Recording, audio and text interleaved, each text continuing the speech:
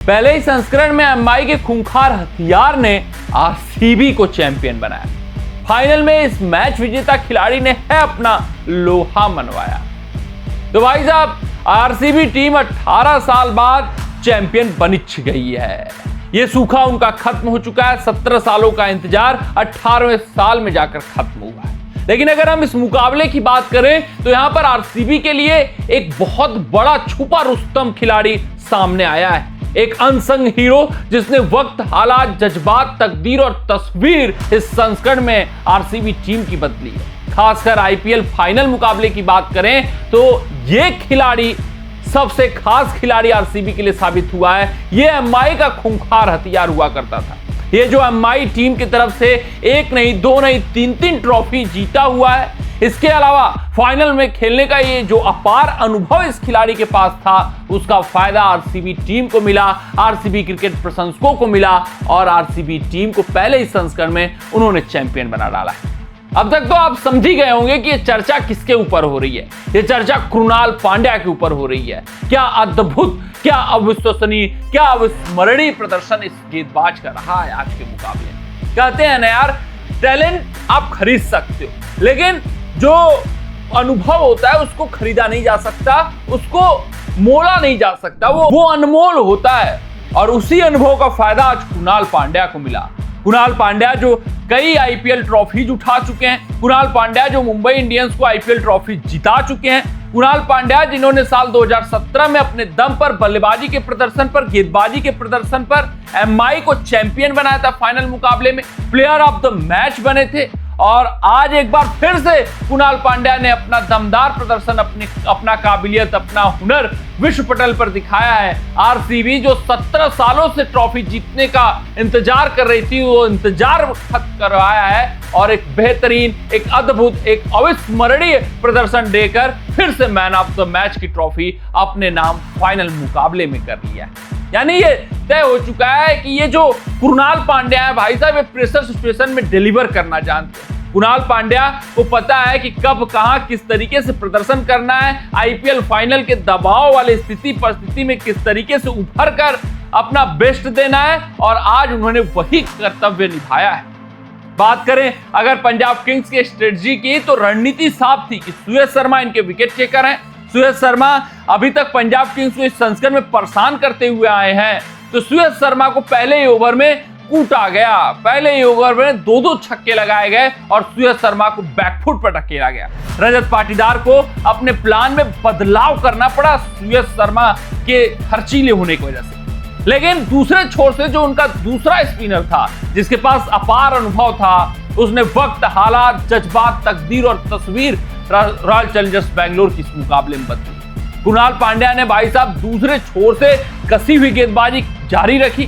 पहले ओवर में जहां 3 रन वो खर्च करते हैं, तो दूसरे ओवर में जब गेंदबाजी करने आते हैं, सुयश शर्मा के खर्चीले होने के बाद जब वो गेंदबाजी करने आते हैं, जब आरसीबी टीम को सख्त जरूरत होती है उस वक्त विकेट की, दरकार होती है उस वक्त विकेट की, जब जॉस इंग्लिश और प्रभसिमरन सिंह की जोड़ी खतरनाक दिख रही थी, उस जोड़ी को तोड़ने की जब दरकार होती है, तो कृणाल पांड्या प्रभसिमरन को अपने जालों में फंसाते हैं और विकेट निकालते हैं। कृणाल पांड्या की गेंदबाजी तो खास रही ही रही, उनकी चतुराई, उनका गेम अवेयरनेस भी बहुत बेहतरीन रहा आज के मुकाबले में। जब भाई साहब पहले ओवर में 90 प्लस के गेंदें फेंकी और प्रभसिमरन सिंह को सेटअप किया कि मैं तेज गेंदें फेंकूंगा, कोई स्लोवर गेंद नहीं आएगी। प्रभसिमरन सिंह उसी को आंकते हुए, उसी को समझते हुए स्टेप आउट करते हैं, बाहर बढ़कर छक्का मारने का प्रयास करते हैं, तो उस गेंद को काफी धीमा रखते हैं, जिस कारण से बीट होते हैं प्रभसिमरन सिंह, गेंद थोड़ी टर्न होती है और वो कैच आउट होते हैं। फिर उसके बाद लगातार कसी हुई गेंदबाजी कृणाल पांड्या की जारी रहती है। जॉस इंग्लिश जो शॉर्ट पिच गेंदों का बेहद अच्छे तरीके से हिट कर रहे थे, इंतजार कर रहे थे, उनको फुलर गेंद रखते हैं। जॉस इंग्लिश आखिरी गेंद पर वहां पर कृणाल पांड्या को विकेट थमाते हैं और वो जो विकेट रहता है पूरी तरीके से पंजाब किंग्स के झोली में से मुकाबला छीनकर आरसीबी की झोली में डाल दिया जाता है। तो भाई साहब कृणाल पांड्या का लाजवाब रहा प्रदर्शन आज के मुकाबले में, अद्भुत रहा प्रदर्शन और कृणाल पांड्या ने अपने दम पर ये कह सकते हैं कि पूरी तरीके से आरसीबी टीम को इस मुकाबले में जिताया है। क्योंकि एक वक्त तक जब तक जॉस इंग्लिश क्रीज पर थे, जब तक प्रभसिमरन सिंह मुकाबले में थे, तब तक एक तरफा हो रहा था मुकाबला। पिच आसान लग रही थी बल्लेबाजी करने को, एकदम वहां पर न टर्न मौजूद था, न गेंदें फंस रही थी। आसानी से जॉस इंग्लिश छक्के पर छक्के अर्जित करते हुए दिखाई दे रहे थे। इवन प्रभसिमरन सिंह भी धीरे धीरे लय में लौटते हुए नजर आ रहे थे।